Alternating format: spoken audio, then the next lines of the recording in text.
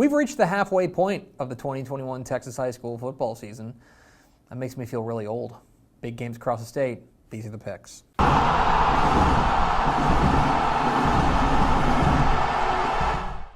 Welcome to the Picks, your guide to Texas high school football weekend.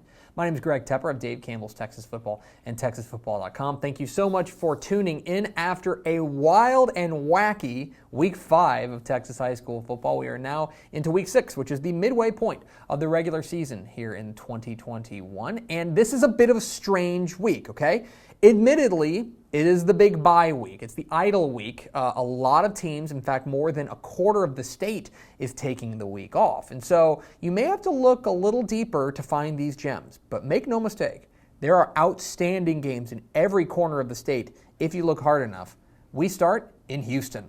6 o'clock Friday night at Legacy Stadium in Katy. It is a massive 6A showdown in the Houston area as the Katy Tigers take on the Katy Tompkins Falcons. What are the keys to this matchup? Key number 1, Falcons reloaded. So Tompkins lost their superstar quarterback Jalen Milroe to Alabama due to graduation, and now they've really fallen off. Last year they averaged 37.4 points per game, and this year they're averaging 37.6 points per game. So I guess maybe they haven't fallen off. In fact, they've really kind of reloaded on the fly. New quarterback Cole Francis has been sensational. Wide receiver Josh McMillan leads a bevy of outstanding talents on the outside. There's a real argument that this Tompkins team is better and more complete than last year's team, and that's even without an SEC quarterback. Now, here's a huge test because we know what Katy is about on defense. Ty Canna, their linebacker, is spectacular, and their defense has been as advertised this year. A traditional power in the Houston area. No wonder their defense has been great. So, can the reloaded Falcons step up against this ferocious Tigers defense? Key number 2, Katy do what Katy do. Anybody who's watched the Katy Tigers under Gary Joseph knows exactly what kind of team they have. An awesome, really hard-nosed, terrific running team that plays great defense. And guess what? They have it again. Running back Seth Davis has been absolutely fantastic. Their offensive line is grinding opponents down. And of course, that defense has been terrific. Now, the passing game is a work in progress, I think it's fair to say. Quarterback Caleb Koger is growing into the role. I think he's getting better with each week. He's going to need to be great against this Tompkins team to get the win. The Tompkins defense has been touched up at times, which is going to be a big challenge for them. So, can this old school, know what you're getting Tigers offense get past this Tompkins defense? And key number 3, receipts. Some may argue this is the only key to this game, considering Tompkins last year did the impossible. They ended Katy's 75-game district winning streak. It's the state's second longest district winning streak of all time, and they won the district. Tompkins went and took it. Now, Katy doesn't feel bad about the way that last year ended, considering they won the state championship, but at the same time, there's no doubt that this sticks in their craw. Priority number 1 for every team in the state is winning their district championship. Katy did not get to do that last year. Tompkins was the reason why. Here's an opportunity to make that right, and here's an opportunity for Tompkins to prove it wasn't a fluke. So, can Katy hand Tompkins a receipt? Who am I picking? I'm going with Katy. I think that the Tigers have to be the favorite in this one because of the way that their defense has been playing. I have a couple of concerns about the Tompkins defense at times, and I think that that might be the difference in what figures to be a very tight game. I think I want to see if quarterback Caleb Koger for Katy can hit a couple of plays over the top. I think that's a critical matchup in this one. And furthermore, how does this Tompkins front get pressure in the backfield? Can they get past that outstanding Katy offensive line? You know, for Tompkins, there's absolutely a way for them to win this because they've proven they can. They've proven that they can beat Katy at their own game. I think that this is a game that Katy wants to keep in the low scoring. I don't think they're built to score with Tompkins. Tompkins would prefer to get into a shootout. But in the end, I trust Gary Joseph to get it done. I think Katy comes home with a win. Let's go up north, 7:30 p.m. Friday night at Cardinal Field in Melissa. It's a 4A Division I showdown between the Argyle Eagles and the Melissa Cardinals. What are the keys to this matchup? Key number 1, Argyle's different pattern. Get it? Argyle pattern. I read this thing down.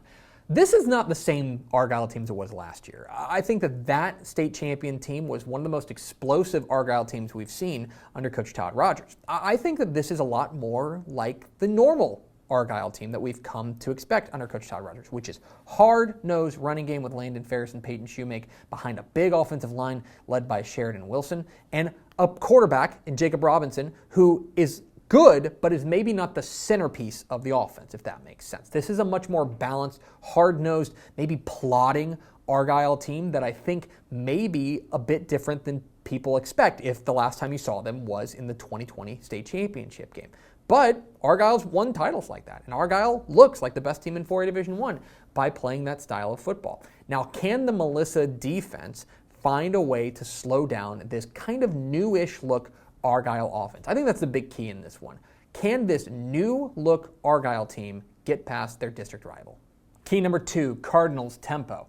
There's no real secret as to what Melissa wants to do in this game. They want to get up and run. Their offense is the strength of this team. Quarterback Sam Finnegan is awesome, and wide receiver Javon Smith, an outstanding running back in Ashton Mitchell-Johnson. This team is explosive and is probably the most explosive team that Argyle has faced this year, which provides an interesting challenge to Jet Copeland and this Argyle defense, which has been mostly very, very good. This is going to be really interesting is can Melissa dictate the pace of this game? Can they get the tempo up, get the number of possessions up? Because the higher scoring game probably benefits Melissa. So, at what tempo is this game played? And key number 3, one-way traffic. Argyle's never lost to Melissa. Plain and simple. Argyle is 5-0 all-time against the Cardinals, and they haven't been particularly close. Argyle has, in many ways, dominated Melissa. The average margin of victory in those 5 games, 27 points. Argyle's not messing around in this one, and the Cardinals have simply not been able to match up with Argyle in the past. Now, look, every year is different, and Melissa certainly has one of the most explosive offenses in all of 4A Division I. But make no mistake, if history is any guide, Argyle's not just the favorite in this one, they're a prohibitive favorite. So, can Melissa flip the script, or will history continue to dictate the future? Who am I picking? I'm going with Argyle.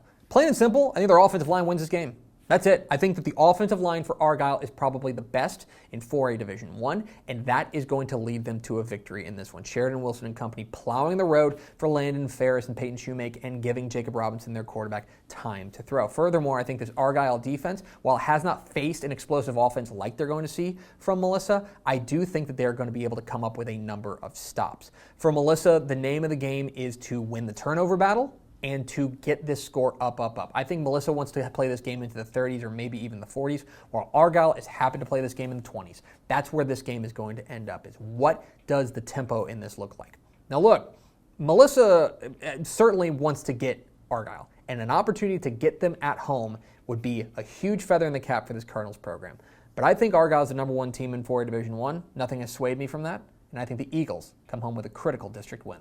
7 o'clock Friday night at Planet Ford Stadium in Spring, live on TexanLive.com. It's a District 14 6A showdown between the Spring Lions and the Spring Westfield Mustangs. And look, this is a game that last year Spring won on a last-second Hail Mary, and I would not expect anything but this type of excitement heading into this matchup of state-ranked 6A squads.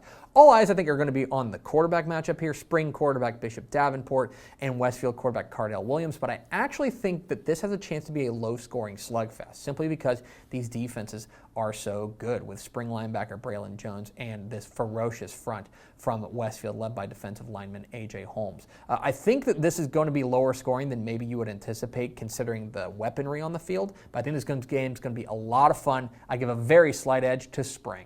7 o'clock Friday night at Rattler Stadium in Toller. It is a 2A clash between the Crawford Pirates and the Toller Rattlers. Now, Crawford has absolutely obliterated their non-district opponents, outscoring them to the tune of 173-18, thanks in large part to a ferocious defense led by Breck Chambers and Ty Williams, who are also their running back and quarterback because 2A. Meanwhile, on the Toller side, this offense has really woken up thanks in large part to a freshman running back, Peyton Brown, who has helped carry the load along with senior Joseph Arce on the running game. So this is going to be a big test for them against what has been an outstanding Crawford defense. The other side is interesting as well, because I want to see if this Crawford offense can get going against a Toller defense that has been good, but maybe not as dominant as Crawford. Really interested in this one, especially a road test for Crawford, but I do think the Pirates get the win. And 7 o'clock Thursday night at Keller ISD Athletic Complex, it's a 6A clash between the South Lake Carroll Dragons and the Keller Indians, and what a story Keller is.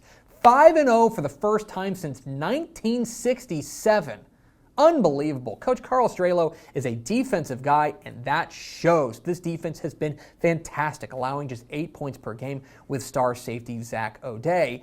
But here comes not just a test, but the test in number 3 ranked Southlake Carroll, because this team is rolling right now. New quarterback Caden Anderson has not skipped a beat. Running back Owen Allen is the most underrated running back in the state, I think. This team is absolutely flying. I think this is the biggest game for Keller High in 20 years, maybe. And I think it's going to be rocking out there. Keller ISD Athletic Complex on Thursday night. I think the Indians have a great shot to win this game if they can keep this score low, force a couple of turnovers. But in the end, I do give the edge to Southlake Carroll. But those are far from the only big games in Week 6 of the Texas high school football season. Let's get to the lightning round. I'm going with Pflugerville Weiss over surprising Austin Anderson. Give me Rockport Fulton to stay perfect with a win over Sinton. And A&M Consolidated takes down Huntsville. I like Van over Texarkana Liberty Ilo. Give me Marion to take down Jourdanton. And keep an eye on New Waverly. I think they beat Warren. Bunch of great games out west. I like Canadian over Spearman in a game we didn't get last year. Give me Fort Stockton to take down Crane. And I'm going to go with Vega to bounce back with a win over Clarendon. Harlingen beats rival Harlingen South. San Antonio Reagan takes down San Antonio Madison. And I'm going with Gunner to beat Bells. Cameron Yo wins the Battle of the Bell over Rockdale. Give me Midland Greenwood to take down Graham. And if you like running games, you will love Shiner and Wall. Give me the Comanches. I'm going with Midland Legacy over Abilene. Give me El Paso Eastwood to take down El Paso Franklin. And in a battle of unbeatens in the Houston area, I like Houston C.E. King over Humble Summer Creek. I like Tenaha to get past Colmsdale, and give me Wolfforth Friendship to keep it rolling with a win over Odessa Permian. Killeen Harker Heights takes down Temple in our 6-man game of the week. It's a battle of unbeatens. I like Throckmorton over Rule. And those are the picks. What am I wrong about? Which games I leave out? Comments down below. Don't forget that subscribe button. Follow us on Twitter at DCTF, like us on Facebook, facebook.com/Dave Campbells. Follow us on Instagram, instagram.com/Dave Campbells, and of course see us at texasfootball.com. Thanks for watching. Enjoy Week 6 of the Texas high school football season. We'll see you.